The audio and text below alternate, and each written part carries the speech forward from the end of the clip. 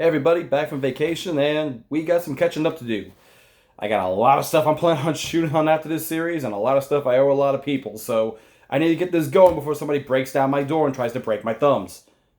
Shout out to Harley Quinn, which I will be hoping to review that series when it comes out, because Harley Quinn is actually a very good animated series about, you know, female characters basically, and lesbians, and blood and violence and swearing, like all this show says that's in it, but isn't until this episode. Which, well, I mean, okay, it wasn't a few previous episodes. We saw a little bit of blood and some swearing, but this one's where we actually see a good bit of violence and whatnot. And yeah, for those of you at home, we're up to 14 drinks with this one due to the copious amounts of violence.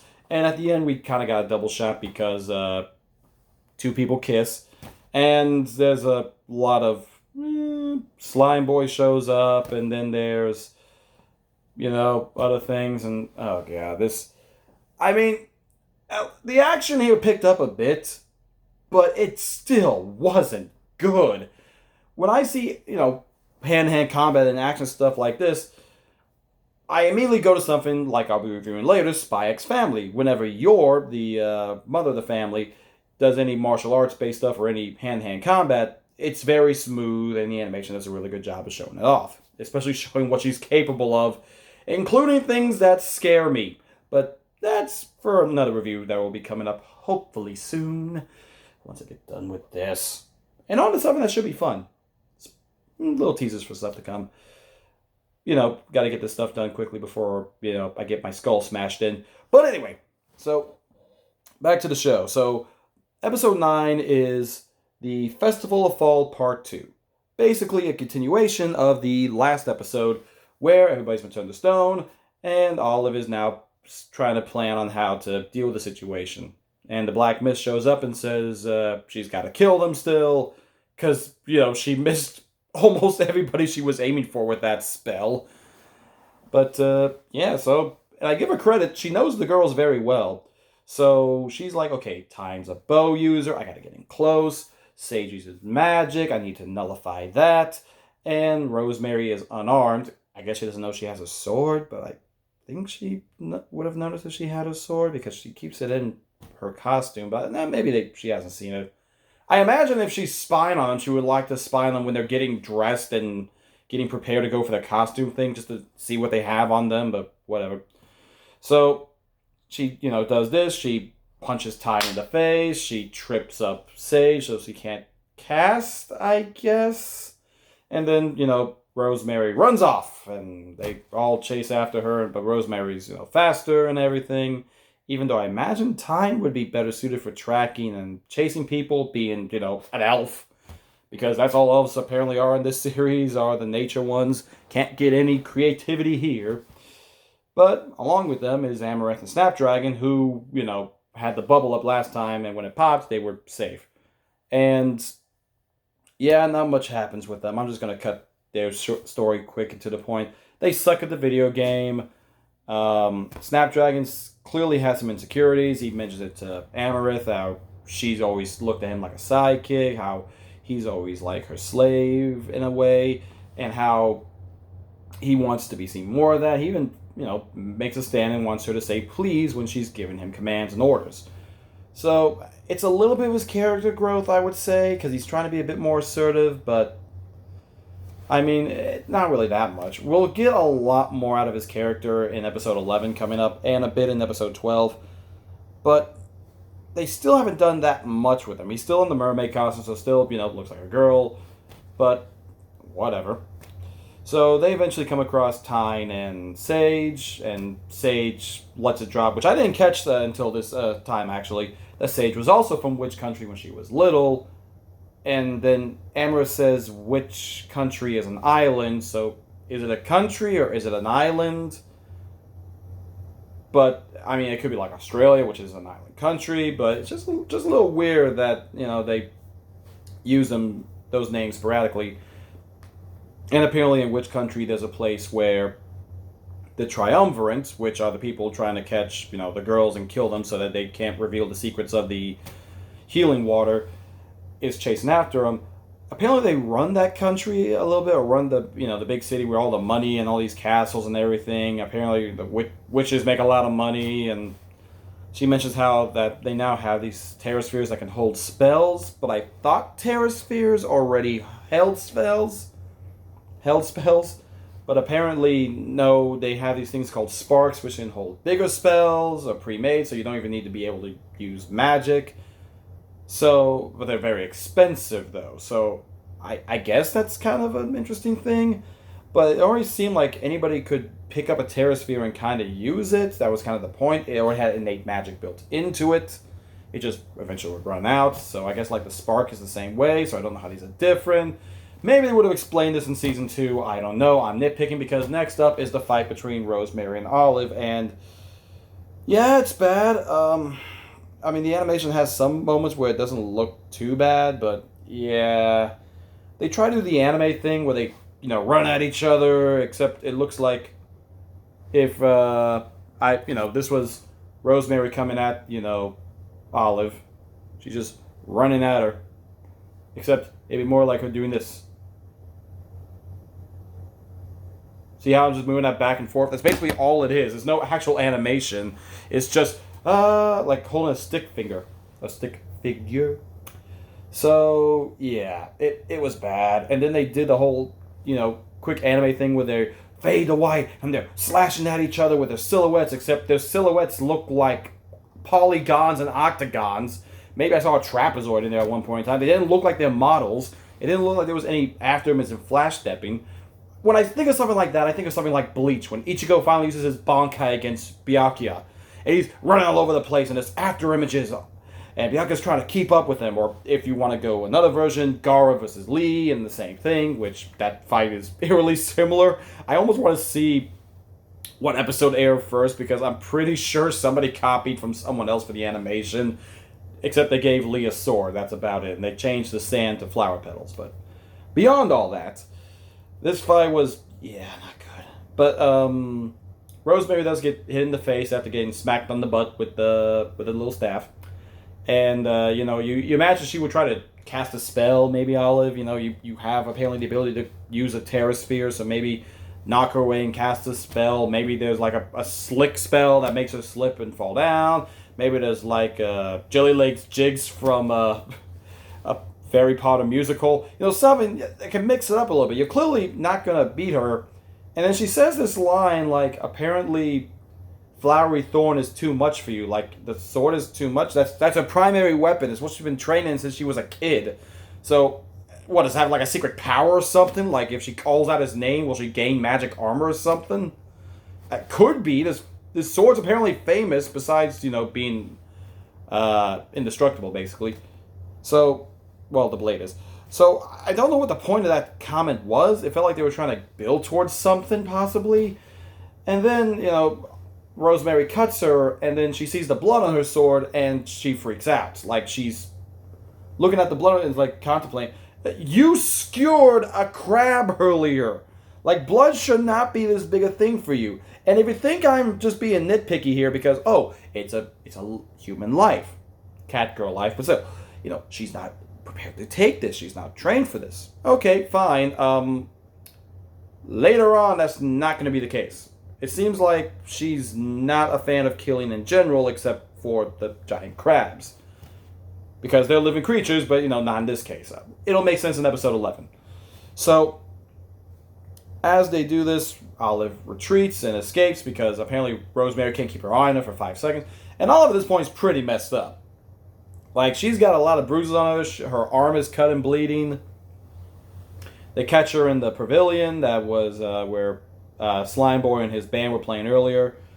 And literally, they have her cornered, and Olive is like, there's so many of us. You don't know. We're always watching, always listening, and we're never gonna stop. And then, literally, she has the Terrasphere, and, they're trying to make sure she doesn't use it. And then, for some reason, when she reaches for it, Sage blasts it, and it creates a burst of light, and she escapes. Rosemary and Sage bicker again, and then Sage smashes the sphere and everything goes back to normal, right? So yeah, but the weird thing is, and even though I know what comes up next, she doesn't outright say there's spies in the academy, though they kind of pick up on this, and that's why they don't tell anybody about this, because they're scared if somebody pays attention or listens in on this, they're going to be, killed. Here's a problem with this, though.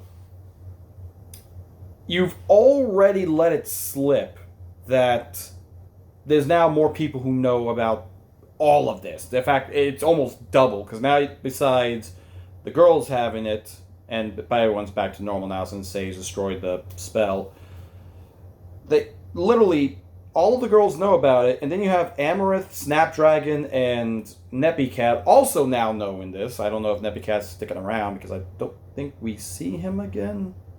Could be wrong.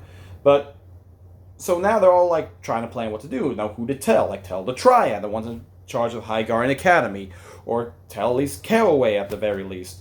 But it's no, we can't, because they could be listening and whatnot and all this. Okay, didn't Amarith just have a spell to literally, seal you off from any outside communication or inside communication? It seals you off. Wouldn't it make sense to at least go to somebody you're pretty sure you can trust, or at the very least set up a sting operation with this? Legitimately use that spell, get someone inside, and then activate the spell, obviously, and then tell them the secret, and then see what happens. Maybe give them a false information. Maybe you know that someone from which country is after you. Mention what happened at the festival. You don't have to mention the triumvirate. You don't got to mention the water. Just that someone's after you and you feel concerned or whatnot. What should you do? At least it gives you a variety of things, and these are legit former Guardians, I would imagine. They're pretty high standing. And yes, it could be one of them could be, evil and whatnot. We don't know. And I do give them credit that they're trying to be a little bit cautious, but still, you're not prepared for this, especially the fact that one of your primary fighters now apparently has stage fright when it comes to killing things.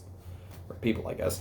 So, with all this, they all just kind of want to go off and do their own thing. Neppycat goes off and apologizes to Slime Boy for breaking their instruments earlier, and Slime Boy is like, it's okay. Broken instruments make great new sounds, even though none of the instruments should work, considering they're, shattered, but he's a bard, I guess, and bards have the power to do whatever the heck they want with music.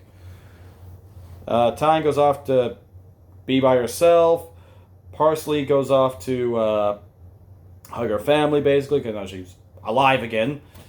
Even though to her, she said it only felt like an instant, like she blinked.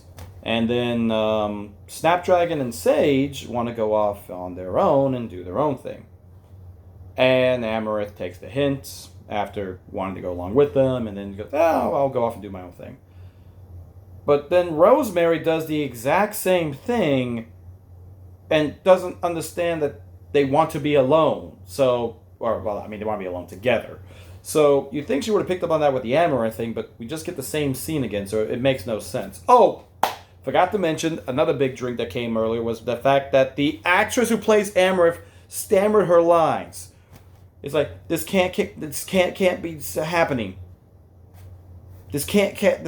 I had to replay it to hear it. And no, she did stammer, and every time I hear it since, whoever did your editing, I don't care who they are, I don't care what their orientation, or whatever the heck diversity they are, I don't care if they're the straightest white male to ever come out of straight maleness. I don't care if it was literally the guy who played Aster. Fire them. You're a freaking company, for crying out loud, and your whole gig is animation and animated videos. You think you could be able to at least keep your sound quality in the right spot. So beyond all that, they go off and do their own thing. And this actually is, something's kind of nice. We see the the cousins are back together again. They're on Frozen. Calloway's with them. And they mention that, he looks at Snapdragon and says, "It's nice to see you look so happy." But Snapdragon doesn't look happy, but okay, we'll roll with it. I get what they're trying to set up for later, but you didn't do a good job here. And they have a little date, I guess you could say. It's slowly building up their relationship. But once again, I feel like I need to stress this. Sage only started caring about Snapdragon once he started dressing like a female. Once she saw it, what would be his female alter ego or the female inner self, if I'm going off of what the trans community and the people who I've seen review this who are trans have talked about it. So once again, not trans, obviously. I'm going off of the other people here. So his true self is kind of coming out, I guess, but you're not doing a good job of it, and the payoff in episode 11 is not going to be worth it, I assure you, because I have many issues with that one, but we'll get to that later. So, with all this going on, Sage goes off and mopes, and we get two more scenes out of it. One is apparently a bird that Amarith shot earlier that was decoration. No, it wasn't decoration, legitimately killed. So yeah, if one of those granite statues broke, they're dead. So once again, no one airborne, no one teetering on falling over. And we do see oh my god, what was his name? Maurice? That wasn't Maurice. Mal? No. The other masculine dude besides Aster. I always forget his name because he's literally that forgettable. But he's the cousin of Parsnell, the other African-looking gentleman with purple hair. So, I mean, we see him again. He's getting choked by what looks like an ogre. I don't know what happened. And then Rosemary's sitting down sad, and Snapdragon plays his song. And this is where the show... Here's where the show could have diverged and actually did something different. What comes up next is a filler episode that just basically builds a bit more of the characters' relationships, even though we really don't see that much, and it's supposed to kind of repair the whole thing between Rosemary and Sage. And yeah, the payoff isn't really worth it either. Set up stuff for episode 11, which is going to tie more into the world and give Snapdragon his big payoff for his whole, episode 2, so about 10 episodes worth of character build-up for his big shattering moments here. And then finally we get episode 12, which is the finale. And these 3 episodes, some say, are the better parts of the show. And I would say there's some good quality with them. It's just not done well. Even if you have great, ideas and whatnot, and you have an idea of how it should be portrayed, if your show does a good job of pacing it out and setting it up, it's not the good payoff. And I may do an episode one day where I literally tell you guys how I would have fixed this whole series to still get the same points they wanted across. I'm not just going to fix it by going, all the girls will have male love interests, and there'll be no gays, blah, blah, blah. I'm never going to do that, because that defeats the whole purpose of this show, because this show was, once again, all about LGBTQ, all that stuff, representation. It was about trying to give females a chance to, stretch out and be writers and directors and all this stuff. But, once again, just because you're trying to do something what you perceive as good and do all the stuff that you would consider to be progressive and whatnot isn't automatically a good thing. It still has to be a good product and good, execution. So, yeah, episode 11 is going to be a fun one. Because if you thought my rant in episode 6 was something, oh boy, that one just hurt me on a cognizant level as someone who had to deal with someone who was completely sexist. I'll call her what she was.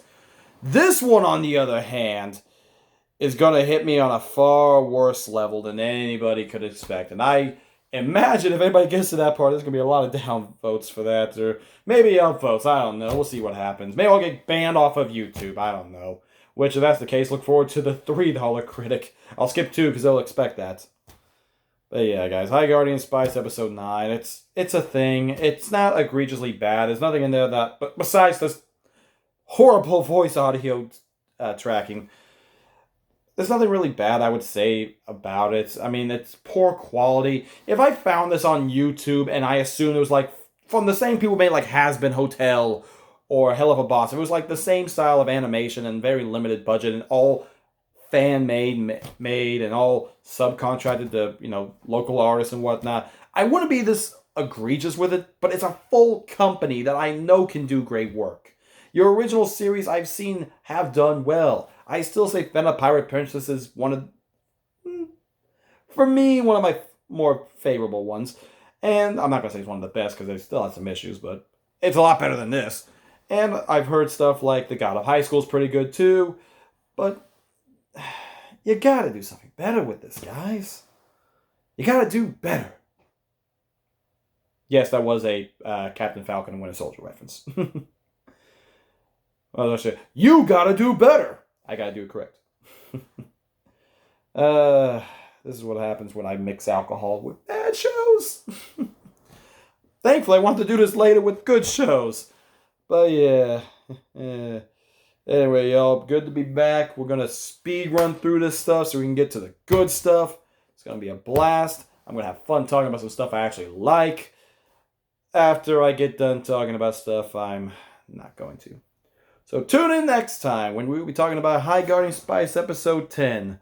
I believe it's called Rainy Day Memories. Yeah, that's going to be pretty boring.